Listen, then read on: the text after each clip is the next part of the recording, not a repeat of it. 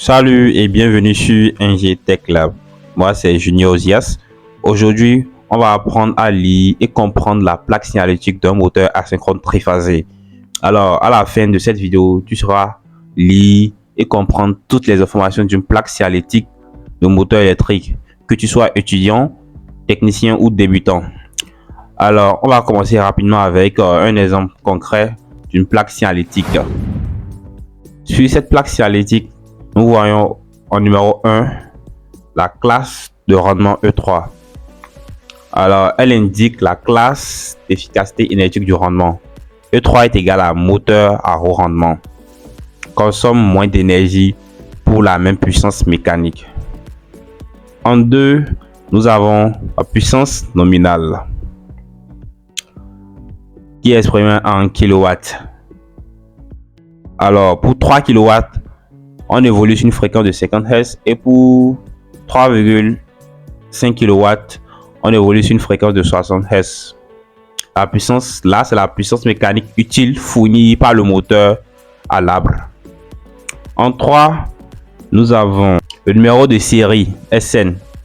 Donc, l'exemple qui est là, 22 11 26 89 00 487. Elle indique, c'est l'identifiant unique du moteur. C'est utile pour la traçabilité et la maintenance.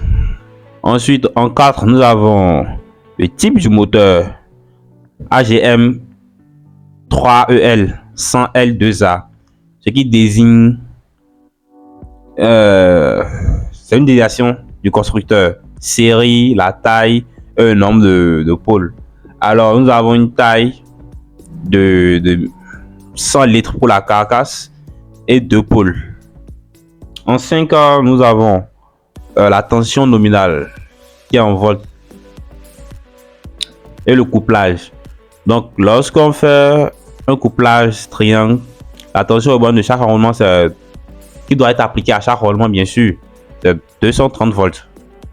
En étoile, on peut évoluer sur 400 volts et 460 volts. En 6, nous avons le courant nominal qui est exprimé en ampères. Donc, pour 10,1 ampères, avec une tension de 230 volts et une fréquence de 50 Hz, ainsi de suite. Donc, le courant nominal sur les plaques signalétiques sert généralement à choisir le disjoncteur du moteur ou régler le relais thermique.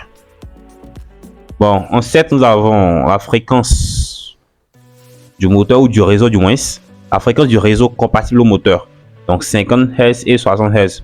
Donc le moteur est compatible avec différents réseaux électriques, quoi. 8, nous avons la vitesse de rotation qui est exprimée en tours par minute. Donc lorsqu'on est sur un réseau de 50 Hz, la vitesse par minute est 2900. Et en 60 Hz, le moteur tourne à 3480 tours par minute. En 9, nous avons les couplages. Donc les symboles triangle pour le couplage triangle et le symbole Y pour le couplage étoile. Donc c'est juste un rappel visuel des types de couplage à utiliser lors du branchement des bornes. En 10, nous avons le type de montage mécanique. B3, montage sur patte. Donc l'installation horizontale sur un bâti.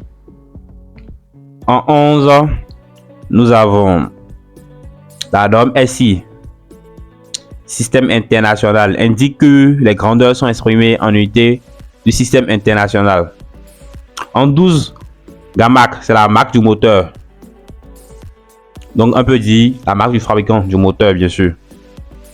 En 13, c'est la norme de fabrication.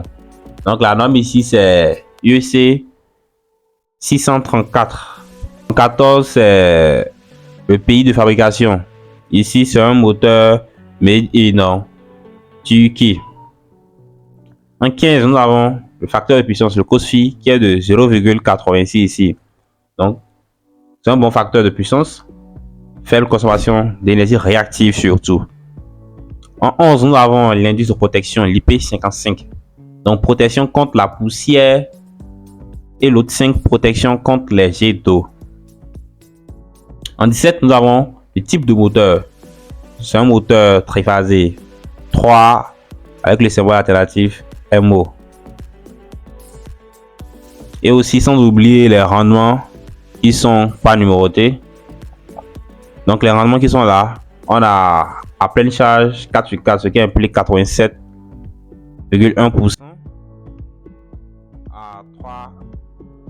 Alors la plaque signalétique, pour rappel, c'est la carte d'identité du moteur. Elle nous donne toutes les informations nécessaires pour son branchement, sa protection et son explication en toute sécurité. Alors si vous voulez plus de contenu comme ça, n'hésitez pas à liker, de vous abonner et de commenter surtout. À la prochaine. Alors si vous avez bien compris la vidéo, je vous donne cet exercice en guise d'application. Merci.